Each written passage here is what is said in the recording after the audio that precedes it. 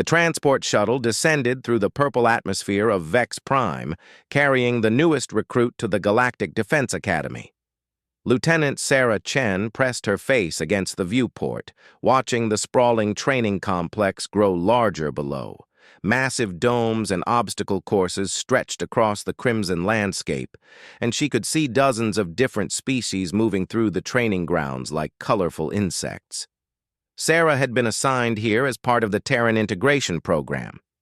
Humanity had joined the Galactic Council only 3 cycles ago, and humans were still considered curiosities by most species. She was one of only 12 humans spread across various military academies in the galaxy, meant to prove that Earth's warriors could stand alongside the best the universe had to offer. When she stepped off the shuttle, the heat hit her first. Even through the environmental shields, Vex Prime was uncomfortably warm. Drillmaster Caxthar waited at the landing pad, his reptilian frame towering nearly 3 meters tall. His scales were a deep bronze color, and his eyes held the vertical slits common to the Drexian species. He looked down at Sarah with what she assumed was professional assessment. "Human Chen," he said, his translator rendering his hissing speech into flat English. "You are smaller than I expected."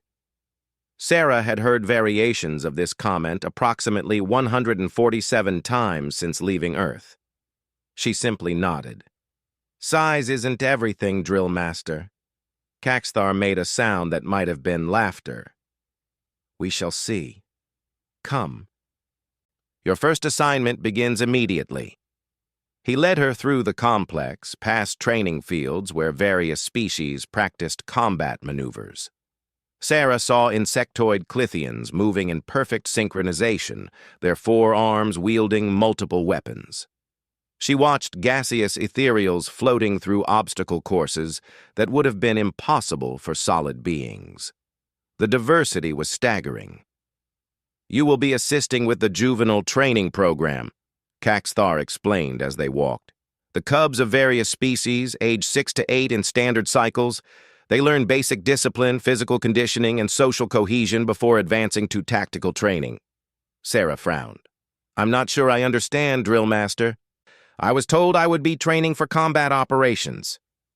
"All instructors here assist with all levels," Caxthar said sharply. "Even the mightiest warriors must learn to guide the young. Besides, you will find it educational.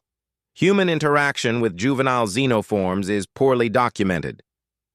They arrived at a large outdoor training field surrounded by high walls.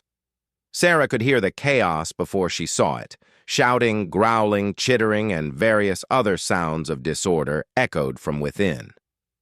When they passed through the gate, Sarah stopped short. Approximately 30 young aliens were scattered across the field in complete disarray. A group of Drexian cubs, each about a meter tall, were wrestling in the dirt. Several Clithian younglings had climbed the wall and were dropping sand bombs on those below. A pair of furry Yothian cubs were chasing each other in circles, barking excitedly. A young ethereal floated upside down, apparently having fallen asleep mid-air. The entire scene was absolute pandemonium. 3 instructors stood at the edge of the field, looking exhausted. One was shouting orders that no one followed. Another was physically trying to separate fighting cubs. The third had simply sat down and put his head in his hands. "This is Training Group 7, Caxthar said with obvious frustration in his voice. "They are the most difficult group we have had in 20 cycles. 3 instructors have requested transfers. We have tried everything standard protocol dictates." Sarah watched a Drexian cub bite another's tail, starting a fresh brawl. "What exactly would you like me to do?" "Observe," Caxthar said. "Learn our methods. Perhaps provide a fresh perspective, but mostly survive the day without losing your sanity." He strode onto the field, his massive frame casting a long shadow. His voice boomed across the training ground, amplified by his natural Drexian vocal power. "Attention! Form ranks immediately!" A few cubs paused to look at him. Most continued their chaos. The wrestling match intensified. A Clithian youngling threw a rock that bounced off Caxthar's head with a hollow thunk. Caxthar's scales darkened with anger. "I said form ranks! By the authority of the Galactic Defense Academy, I command you to—" A Yothian cub ran directly between his legs, nearly tripping him. The other instructors moved to help, but it only made things worse. When one instructor grabbed a cub, two more would break into mischief behind him. It was like trying to contain water with their bare hands. Sarah watched carefully. She noticed patterns in the chaos. The cubs weren't being deliberately defiant. They were simply following their instincts. The Drexians wrestled, because young reptiles establish pack hierarchy through physical contests. The Clithians climbed because insectoid species instinctively seek high ground. The Yothians chased because canine species play hunt. Each species was acting according to their nature, and traditional military discipline was meaningless to children who didn't yet understand social contracts beyond their own kind.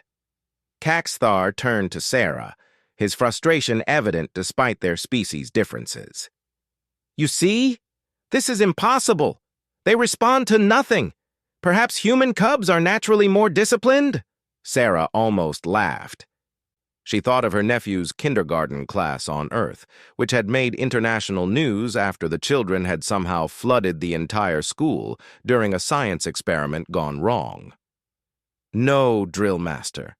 Human children can be just as chaotic." "Then how does your species ever civilize them?" Caxthar demanded. "We use different methods for different situations," Sarah said slowly, an idea forming.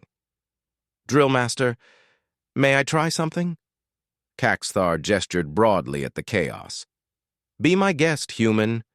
If you can bring order to this, I will personally recommend you for advanced command training." Sarah stepped onto the field. She didn't shout. She didn't run around trying to grab cubs. Instead, she walked calmly to the center of the training ground and simply stood there. For a moment, nothing changed. Then one Drexian cub noticed her and stopped wrestling. Then another. The cessation of movement caught the attention of a Clithian youngling, who paused mid-climb. Curiosity is universal among children, and this strange new creature was worth investigating. Within 30 seconds, the entire field had quieted. 30 pairs of eyes in various colors and configurations stared at Sarah. "Finally!" Caxthar roared. "Now, human! Control them! Make them form ranks!" His shout broke the spell. The cubs started to scatter again, the moment of curiosity passing. Sarah didn't speak. She didn't shout commands. Instead, she simply folded her arms across her chest and stood perfectly still, her eyes sweeping across the field. The effect was immediate and startling. Every single cub froze. The Drexians stopped mid-wrestle. The Clithians descended from the walls. The Yothians ceased their running. Even the sleeping ethereal woke up and righted itself. Within seconds, they had all moved to the center of the field and sat down in surprisingly neat rows, their attention fixed completely on Sarah. The silence was absolute. Caxthar's jaw literally dropped open, a sight Sarah had never seen in a Drexian. The three exhausted instructors stared in shock. Even the guards at the wall leaned forward to see better. "How?" Caxthar whispered, approaching slowly as if afraid sudden movement would break the spell. "How did you do that?" Sarah kept her arms folded, maintaining eye contact with the cubs as she spoke quietly to Caxthar. "Body language, drill master. It crosses species barriers better than words. Young creatures of any kind instinctively recognize certain postures." "But what does that posture mean?" Caxthar asked, genuinely confused. "What message does it send?" Sarah smiled slightly, though she didn't change her stance. "On Earth, we call it the mom stance. Every human child recognizes it immediately. It means, I am not angry yet, but I am watching you very carefully, and you should think very hard about your next decision." That simple posture conveys all of that? Not the posture alone, Sarah explained. It's the stillness combined with direct eye contact. I'm not chasing them, not shouting at them. I'm giving them space to make the right choice while making it absolutely clear that I'm paying attention. Children, of any species apparently, understand the difference between chaos and attention-seeking. Once they had my attention, the chaos lost its purpose. A Drexian cub started to shift, and Sarah's eyes locked onto it. The cub immediately stilled, sinking back into perfect posture. Caxthar made a sound of amazement. This is remarkable, and it works on all species? It seems to, Sarah said. Fear and authority don't work on children because they don't fully understand consequences yet. But attention, focused, calm attention, that they understand, they wanted to be seen, now they are. What do we do now? One of the other instructors asked quietly. Now, Sarah said, finally unfolding her arms but maintaining her calm presence. We teach them something while we have their attention. Something engaging that respects what they actually are, children, rather than treating them like miniature soldiers. She turned to face the cubs fully and spoke in a normal, friendly tone. Hello, I'm Lieutenant Chen, and I'm from a planet called Earth. I'm going to show you something humans do, and then you're all going to try it. Does that sound fair? 30 heads nodded in unison. Sarah proceeded to teach them a basic Earth game called Red Light, Green Light, a simple exercise that required listening, quick reactions, and impulse control, but framed it as play rather than drill. The cubs caught on quickly, and soon the field was filled with the sound of children playing under structure rather than rioting. Caxthar watched in silence for a long time before speaking. I have trained soldiers for 40 cycles, he said finally. I have commanded fleets and led ground assaults, but you have taught me something today, human. Perhaps that is why your species was invited to join the council. Sarah glanced at him. What do you mean? Every species brings something unique, Caxthar explained. The Drexians bring strength. The Clithians bring coordination. The Ethereals bring wisdom. But humanity... He watched the cubs playing, completely engaged and content. Humanity seems to bring understanding, the ability to see past forms and functions to something universal.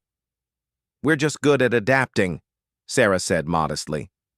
No, Caxthar said firmly. It is more than that. You did not try to make them act like Drexian cubs or Clithian younglings. You treated them as cubs, as children, something fundamental that transcends species. That is a rare gift. Sarah felt a warmth that had nothing to do with Vex Prime's heat. Thank you, Drill Master.